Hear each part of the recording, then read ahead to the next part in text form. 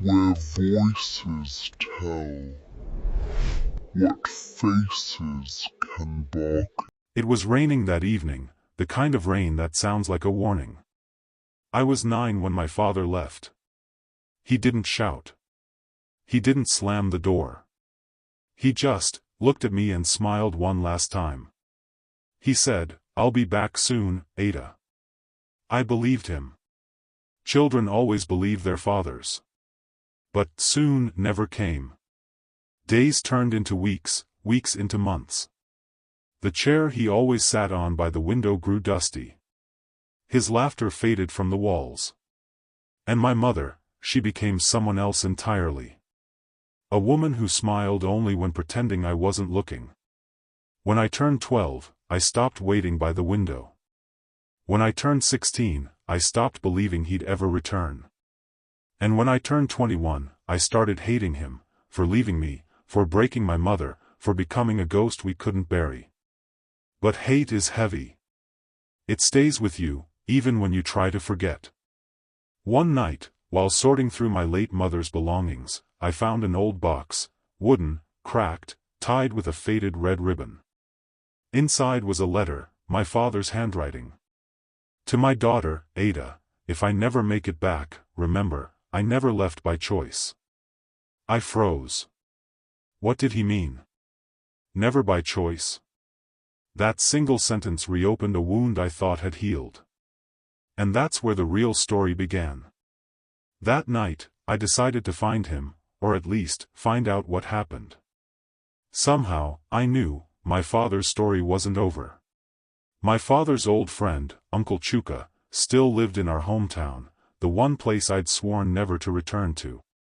When I arrived, the air felt heavy with memories. The roads hadn't changed, only the faces had. "Ah, Ada," he said, blinking at me in disbelief. "You look just like your father." Those words hit harder than I expected. I sat across from him, waiting, like a child waiting for truth. He sighed, sipped his palm wine, and finally spoke. "Your father, he didn't run away. He was forced to leave." Forced? By who? Why?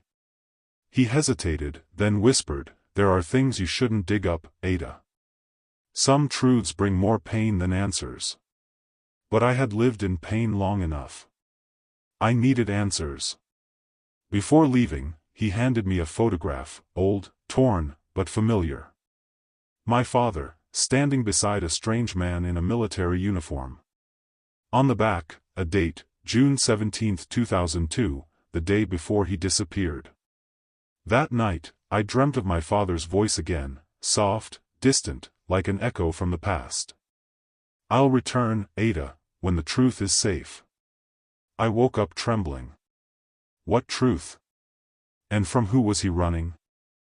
Weeks later, a letter arrived, stamped, anonymous, no return address. Inside. "If you want to know about your father, come to Abuja. Room 307, City View Hotel." I thought it was a prank. But curiosity and longing are powerful things. I packed my bag, took the first night bus, and watched the city lights blur through the window. Each mile felt like a heartbeat closer to the truth. When I arrived, room 307 was empty, except for a small cassette recorder sitting on the table. I pressed play. And then, I heard it. My father's voice. "Ada, if you are hearing this. I couldn't protect you back then. But I never stopped watching over you. They wanted me dead, but I survived, for you." Tears streamed down my face. He was alive. Somewhere. And now, I had to find him before the people chasing him did. The road to Abuja wasn't just long, it was heavy, with memories, questions, and fears that Ada never said out loud. The bus stopped near the outskirts of the city, and as the passengers stepped off, the noise of traffic and distant voices filled the air. But Ada felt quiet inside. She held the cassette recorder close, almost afraid to lose the only voice that had connected her to her father in years. She checked into a small guest house near Was Market, her eyes scanning every shadow, every stranger's face. Was he watching her? Or were they watching her? That night, she replayed the tape again. Her father's voice, trembling but determined, said, "If you find this, Ada, don't trust anyone. I had to disappear because I discovered something that could destroy lives, and yours was the one I couldn't risk losing." Then there was silence, followed by a faint sound, maybe a knock, or a door creak, before the tape ended abruptly. Ada's heartbeat quickened. She paused the recorder and replayed that section over and over. The sound wasn't random. It was a code. 3 knocks. Then 2. Then 1. She wrote it down. 321. But what did it mean? The next morning, Ada went to the hotel mentioned in the letter, City View, again. This time, she asked to see the guest record from the year her father disappeared. The receptionist hesitated but, after some pleading, handed her the old, dusty book. And there it was. Okafor Chijioke, room 321. 321. Her heart stopped. The same code. Room 321 was locked. No one had stayed there in years, according to the hotel manager.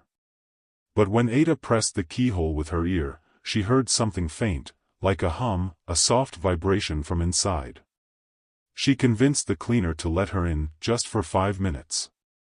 The air inside was thick, untouched, still.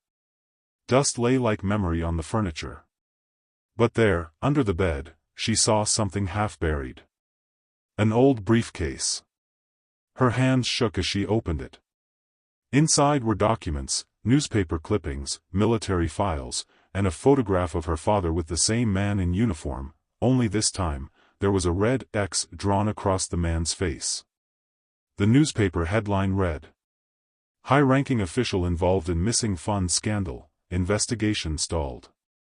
Her father wasn't running from his family. He was running from power. Then she saw something else, a smaller envelope, sealed and addressed to her mother. On the back was written, "If you read this, forgive me. Tell Ada the truth when she's ready." Ada's tears fell freely. Her mother knew. All those years, her silence wasn't hatred, it was protection.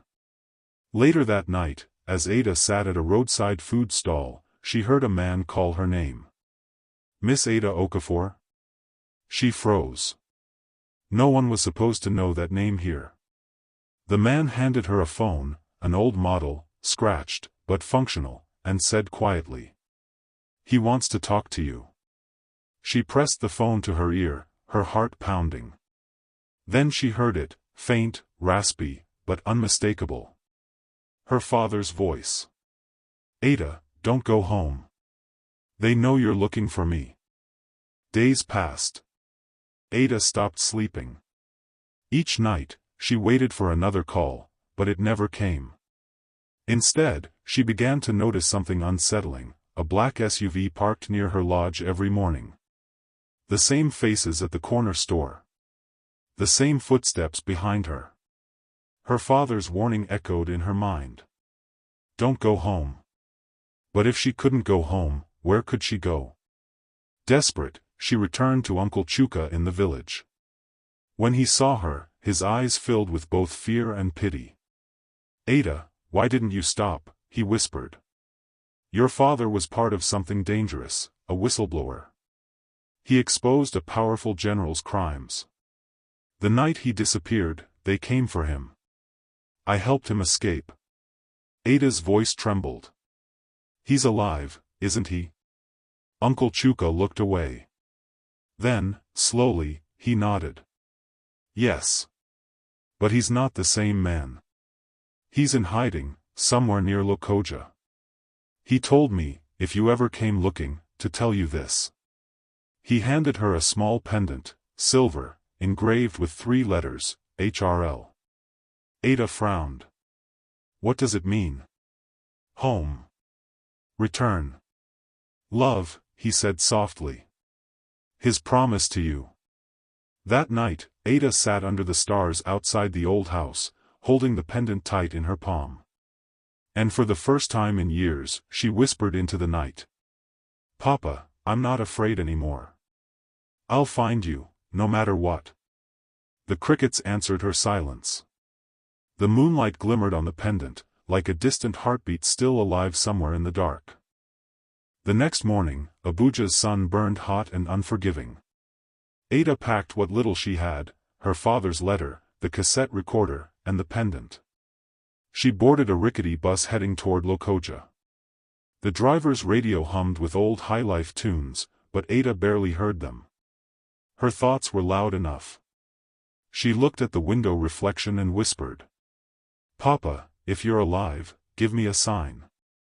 Outside, the landscape changed, city noise melting into red earth, hills, and quiet villages. Every mile brought her closer to something she didn't fully understand, yet couldn't turn away from. At a rest stop, an old woman selling bananas stared at her for a moment, then said softly, "You have your father's eyes. He passed this road years ago." Ada froze. "How do you know him?" she asked. The woman smiled faintly. "He helped my son once, said he was looking for peace." The bus honked, breaking the moment. Ada climbed back in, her heart racing. Her father had come this way. She wasn't chasing a ghost after all. By nightfall, the bus pulled into Lokoja. The air smelled of rain and river. Ada found a cheap motel by the waterfront. As she lay on the bed, she noticed something carved on the wooden bedside table. HRL. The same initials on her pendant. A message. A trail. Her pulse quickened. She wasn't just following a story now, she was following him. Morning mist rolled over the Niger River like smoke. Ada walked along the riverbank, clutching her pendant. Locals pointed her toward a quiet fishing village, where a man, who didn't speak much, had lived for years. When she reached the hut, she stopped. The door was open. Inside, simple things, a mattress, a kettle, an old radio, and on the wall, a faded photograph of her. Ada's heart stopped. He'd kept her picture. He'd been watching over her all along. Suddenly, a voice came from behind her. Low. Familiar. "I told you not to come." She turned slowly. Her father stood there, older, thinner, his eyes carrying both love and fear. "Papa." He shook his head. "You shouldn't be here. They're still looking for me." Ada stepped closer, tears already falling. "All my life, I waited for you. I deserve the truth." He looked at her for a long moment before saying, "They killed my friend, the man in uniform from the photo. He tried to expose the general. I ran because if I stayed, you and your mother would have been next." Ada's chest tightened. "Mama knew?" He nodded. "She helped me disappear. She died protecting that secret." The silence between them felt like 1,000 years, the distance of pain, love, and unspoken forgiveness. Then, suddenly, there was movement outside, footsteps, voices, approaching. Her father's face changed. "They found me." They ran. Through the trees, through mud and shadows, until Ada's lungs burned. Her father led the way, clutching her hand like he had years ago when she was small. Behind them, the sound of engines roared. The men were close. They hid beneath an old wooden bridge, breath ragged. Ada whispered, "We can go to the police." Her father gave a bitter laugh. "The police are the ones chasing us." Then he pressed something into her hand, a flash drive wrapped in plastic. "This holds everything, names, evidence, everything they killed for. If I don't make it, take it to the press." Ada shook her head violently. "No. We'll both make it." He smiled, tired but proud. "You're stronger than I ever was." A gunshot shattered the air. Her father flinched, stumbled, and fell. Ada screamed, trying to hold him up, blood staining her hands. "Papa! No, stay with me." He managed a whisper. "My return was never to live again, Ada. It was to set you free." The men closed in. Ada ran. Through tears, through gunfire, through the night, until she collapsed near the road. A truck driver found her at dawn, clutching the flash drive and the pendant. 3 months later, Ada sat in a newsroom in Lagos. The story had gone public. The scandal shook the nation. Her father's name was cleared. He died a hero. Ada looked at the sunrise outside the window and smiled faintly. "You returned, Papa. Not to our home, but to my heart." The rain had become Ada's companion. It whispered against the windowpane every night, a reminder that silence could also speak. She sat by the old chair her father used to occupy, tracing the wood grain as though her fingers could still find his warmth there. Months had passed since she'd last heard from him. Some said he would never return, others told her to forget and move on. But Ada's heart refused. It wasn't hope that kept her waiting, it was faith, a quiet, stubborn faith that defied logic. Each day, she went to the riverside, the same place her father used to take her when she was little. She would throw stones across the water, counting the ripples as though each one carried a message to him. "Father," she would whisper, "if you can hear me, please come back." That evening, as the storm deepened, Ada found a small folded paper tucked beneath the old wooden frame of their family photo. Her breath caught. The handwriting, shaky, familiar, almost sacred. It read, "Ada, if one day you find this, know that I never truly left. I walked away so you could find your strength. When the river is calm again, I'll return." Tears blurred her vision. The ink had faded, but the love behind the words glowed brighter than ever. She pressed the note to her chest, trembling. "You'll return," she whispered. "I'll wait, no matter how long it takes." For the first time, Ada didn't feel abandoned. She felt guided, as though her father had left breadcrumbs of courage for her to follow. The morning after the storm, Ada walked back to the river. The air was cool, heavy with the scent of wet earth and memory. Mist rolled along the water's edge, blurring the line between sky and reflection. She carried the letter in her hand, folded neatly, as if afraid to disturb its fragile promise. As she knelt by the riverbank, she noticed something strange, a small wooden carving, half buried in the mud. It was shaped like a bird, the same bird her father used to carve when she was a child. Ada's breath caught in her throat. It couldn't be coincidence. She picked it up with trembling hands. Beneath it was another folded scrap, wrapped in oilcloth to protect it from the rain. Her father's handwriting again, faint, uneven, but real. "If you found this, my Ada, then you are ready to understand. The river knows where I've been. Follow the old trail by the eastern shore." The eastern shore. She remembered it, a forgotten path lined with tall willows and moss-covered stones.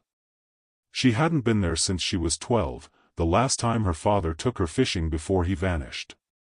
Ada clutched the letter and began her walk. Each step felt heavier, not from fear, but from the weight of love that never faded.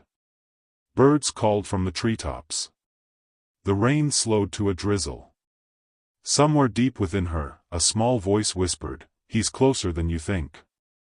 Hours later, as the sun began to dip low, she reached the edge of the eastern shore, and there it was, an old wooden cabin, half hidden by vines, the door slightly ajar. Her pulse raced. Could he really be there? She stepped closer, the floorboards creaked under her feet. Inside, everything was coated in dust, yet undisturbed, except for a new carving on the table, 2 hands, clasped together. Beneath it, a final note. "Forgive me, my child. When the river forgives the rain, I will return." She sank to her knees, tears falling quietly onto the wooden floor. She didn't know if her father was alive, but she knew he had never stopped loving her. That was enough to keep her heart alive. Night had fallen by the time Ada left the cabin. The rain returned, not in anger, but in peace. Each drop kissed the earth like forgiveness itself. She held her father's final note close to her heart, the ink still damp from the river's mist. She didn't cry this time. Instead, she smiled through the rain. She finally understood, her father's absence was not abandonment. It was love in disguise. He wanted her to find strength, not through his presence, but through his memory. The river shimmered under the moonlight, silver and calm, as if it, too, had found peace. Ada walked closer, standing at the same spot where her father once lifted her onto his shoulders, showing her the stars. She knelt by the bank and whispered, "Father, the river forgives the rain now. You can return." The air grew still. The world seemed to listen. Then, out of the silence, she heard it, footsteps, soft, uncertain, but real. Her heart pounded. She turned around. A shadow stood beneath the willows. An older man, soaked from the rain, eyes filled with years of guilt and love. His voice cracked when he spoke. "Ada." She didn't move at first. Then, slowly, she walked toward him. Every step closed the distance of 1,000 lonely nights. When she reached him, she didn't ask where he'd been. She just wrapped her arms around him, and for the first time in years, home wasn't a place. It was a heartbeat. "You came back," she murmured. He smiled weakly. The river forgave the rain. They sat by the river until dawn. No words, no promises, just presence. Ada realized something beautiful that morning. Sometimes, love must leave so that forgiveness can grow. And when it returns wiser, deeper, whole. Ada looked at her father, his eyes soft with peace, and whispered, "Thank you for teaching me that return isn't about coming back, it's about never leaving the heart. Love is not measured by presence but by purpose. Sometimes those we lose are only teaching us how to stand, so that when they return, in person or in spirit, we meet them not as who we were, but as who they helped us become." Forgiveness is the bridge that brings hearts home.